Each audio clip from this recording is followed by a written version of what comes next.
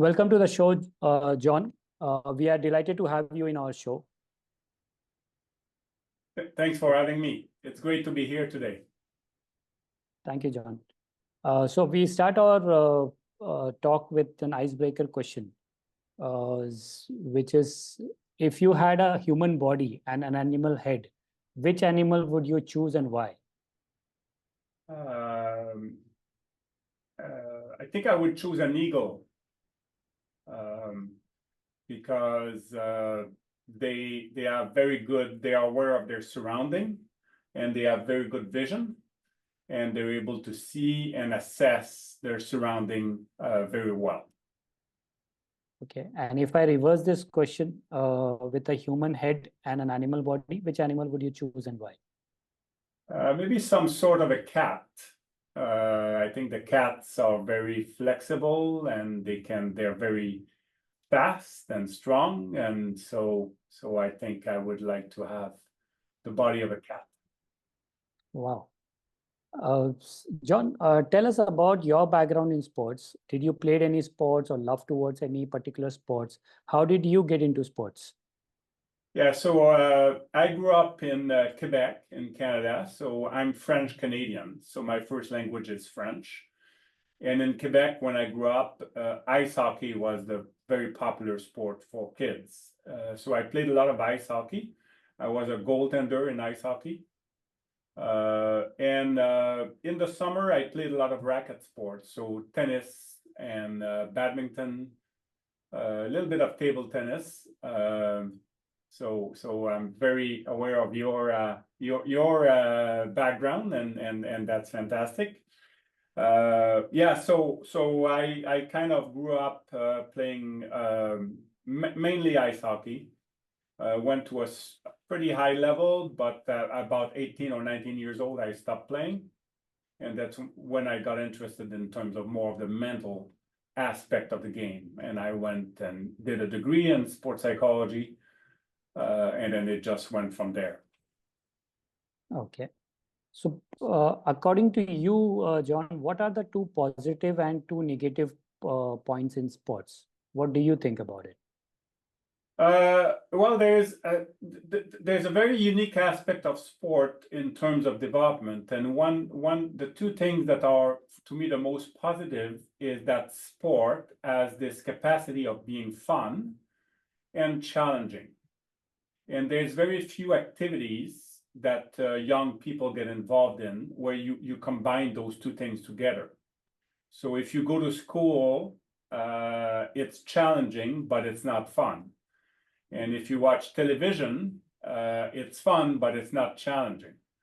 And you play video, you know. So I think having the combination of fun and challenge together really create an environment where there's opportunity for development. There's opportunity to learn new things and learn new skills. So that's very unique to sport. And other kind of extracurricular activities like arts or music. But those types of activities have been shown through a lot of research. There's a lot of evidence that shows that those types of activities are ideal for personal development. And so by itself, sport is a fantastic activity, but we need to structure it in a way that we are keeping it fun and we are making it challenging for young people. Okay. So what are the factors that affect personal development, participation, and performance sports? According to the PhD which you have done, it actually involves a lot of human developments. Yeah, so there's, when you think about the factors that will affect personal development or performance or participation, there are really three things. And the first one is the activities that you're involved in. So young people, in terms of what do you do in sport? So there's a lot of, lots of different things you can do. If you have table tennis, you can play games, you can do drills, you can have people around, you can create different types of practice environments. So the activities become very important, what you actually do. The second thing is the social dynamics, the people that are around, the coaches, the parents, the peers, the friends, the teammates, so we have a lot of control over those people and what they do. Are they supportive? Are they toxic? Are they yelling? Are they providing feedback? Are they teaching drills? So the social dynamic is the second component. And the last one is the competitive environment, the physical environment that you're practicing sport. So in terms of the number of people, the size of the field, the size of the racket if you're playing tennis, or the balls, or so adapting the sport so that it is fun and challenging for the kids. But very often we have to adapt the activities, we have to change the environment. So those three things, activity, social dynamics, and the physical and competitive environment is what makes sport what it is. And it's what makes sports where kids can learn different skill, and they can learn sport-specific skill, and then they get engaged over a period of time. Correct. So when you see this type of development, John, it has been also seen that when a kid start playing a sport, they want to have fun and everything. But the moment they get into a little bit serious competitiveness part, the fun keeps going away, where the parent pressures, the coaches pressures, or performance pressures and other thing, and then slowly and steadily they start dropping out. And many of the even it has been seen that the students who are early performers, who have performed very good at the age of 13, 15, 17, have not been seen good performers or not been seen in the senior stages. So that fun part and enjoyment part keep on diminishing the more competitive that becomes. So what do you have to say about it? Well, I think you just mentioned a fact that has a lot of evidence in terms of when the kids are dropping out, and they're dropping out of sport at 13, 14, 15, and probably in India and in Canada and the US and Australia and everywhere in the world. And I think it tells us a lot about how we structure sport and what the type of things that we do in sport. So we have to keep it fun. We have to keep it interesting. We have to make sure that the kids are challenged all the way. So what we do as adults is that we're creating an environment where they have to be the best at 12 and 13.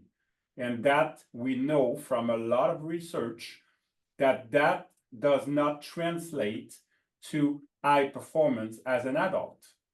So, but we're still doing this. We're still, as adults, as coaches, as parents, we're putting a lot of pressures in sport at a young age so that they acquire those skills. But we need to slow down a little bit and make sure that the decision to stay engaged and to get involved in different types of activities are the kids' decisions, and they're not somebody else's decision.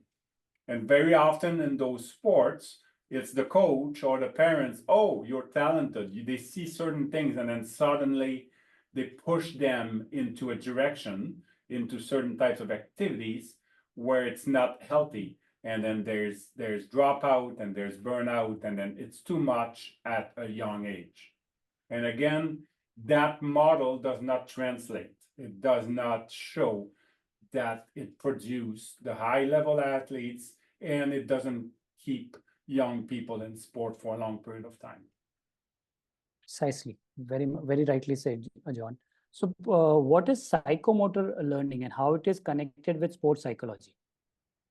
Well, so psychomotor learning, it's motor learning, and I think it's a little bit of, it used to be that motor learning was very related to sports psychology, because the motor learning was about the acquisition of skills, of sport-specific skills. So it was things like probably in the 90s, 80s, 70s, 80s, 90s, like the fields were very close together because it was about learning.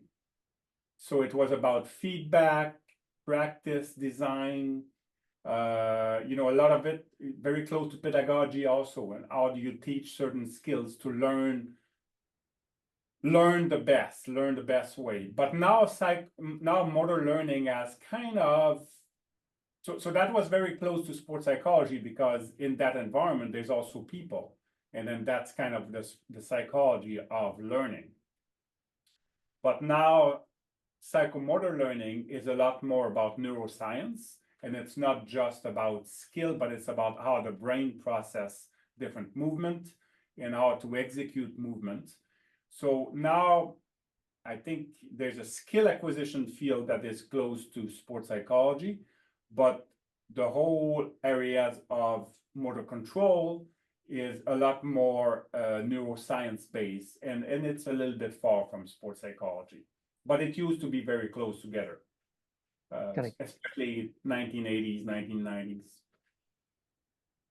So, John, what I've seen, like especially if I talk about this Paris Olympics, which was there, which we were there, and one of the thing which I've observed is, if I talk about India from the India perspective, there it was seen that it was a lot of an emotional driven section, and not a data driven area like research and data driven part. That was something which was seen minus. And when I see at the grassroots level or school level development, so when we ask the students about, do you have a technical training program or a physical training program or a nutritional training program, how do you track your performances, your goal charts, that section is nowhere there. But they want to become champions, they want to become a top level players. So how much do you think data and research plays a very important role for the coaches, for the students, and for the parents to work when they are in the journey of becoming or in the performance line? Well, I think the first thing maybe that we have to realize is that the journey does not start at 5, 6, 7, or 12, or so the journey should be the same for everybody. So I don't think we need to start identifying people at a very young age and say you are on the journey to the Olympic or to professional sport. What is very important is to have a foundation where many kids will have access to sport, will have access to good coaching, to resources, and not only select people at a very young age. I think that's a problem that we do in a lot of different countries. So creating a foundation where a lot of people, and then let the kids make choices about their engagement. So at some point, they will want to get more coaching or get more involved in very specialized practice. But I think the key to me in youth sport is to make sure, like you talked about nutrition, you talk about technical, sure, that's important. But there's way too much importance put on that at a young age. The important thing at a young age, and again, it has to be based on research, but research about relationships, about connecting with others. That's what's going to make people stay in sport. Young people stay in sport. So the coaches doesn't have to be the best technical coach, but should be the best human being, the best person to connect with the kids and to make sure that they understand where the kids are coming from and where they want to go, and then try to give them assistance and support for that. So what I would say, and again, it's a big statement, but youth sport is about interpersonal relationship. It's about connecting with kids, and we should be looking for those coaches that are able to do that. And we should train coaches on those things. Their skills, their interpersonal skills. They're as much skills as nutrition or as technical skills. And I think it's very important that coaches have a good understanding of a 10-year-old and how a 10-year-old react to pressure, react to anxiety, and react to being with others and being with a group. So all these things are very important for coaching, and we don't do it very well. Correct. The relationship between a coach and a student plays a very, very important role. That's what you are mentioning, actually. Very much. And that's, I think, to me, that is the key of developing young people in sport. Fantastically kept. Your several years of research is on interaction between youth and their social dynamics, coaches, parents, and peers. So can you please elaborate on the same?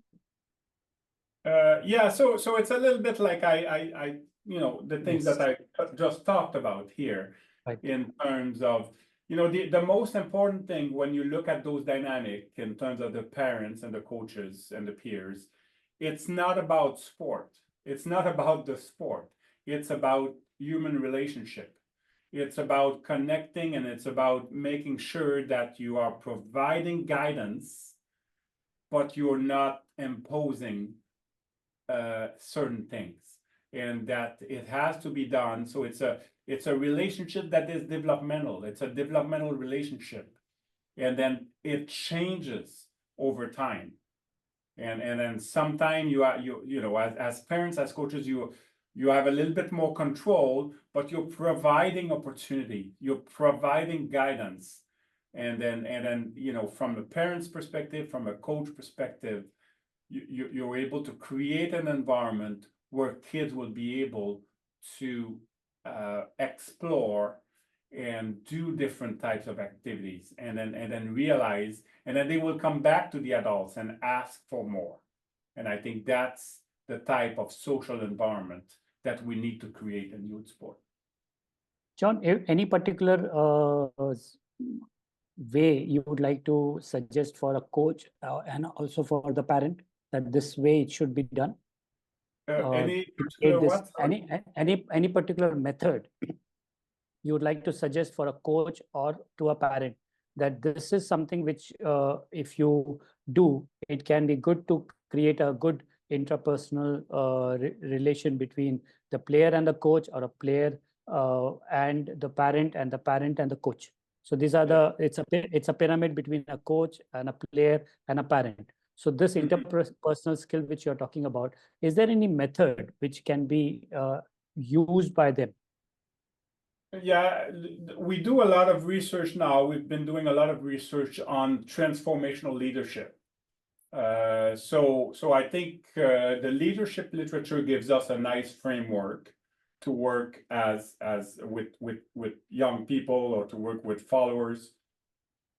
And really, the key of transformational leadership is that you have to be a role model as an adult. So if you want your kids to do certain things, you have to do it as a coach and as a parent. So really modeling those behaviors that we want the kids to have. So that's transformational leadership. You need to be inspirational. You need to show some have some goals, and discuss these goals with your athletes, and make sure that you express confidence and do. And then you need to be able to challenge them intellectually, in terms of mentally, and that's getting them to think for themselves, getting them to suggest drills, getting them to make sure that they have a say, and they're involved mentally into the activities. And finally, the last thing is making sure that they're part of that process. So in terms of caring for them as individual, caring for them not only as a sport person, but as a kid, a 10-year-old or 15-year-old or 19-year-old, they have life outside of sport, and making sure that you understand the other things that goes on in their life, and that you ask about that. So this whole thing that I just talked about, that's transformational coaching, that's transformational leadership.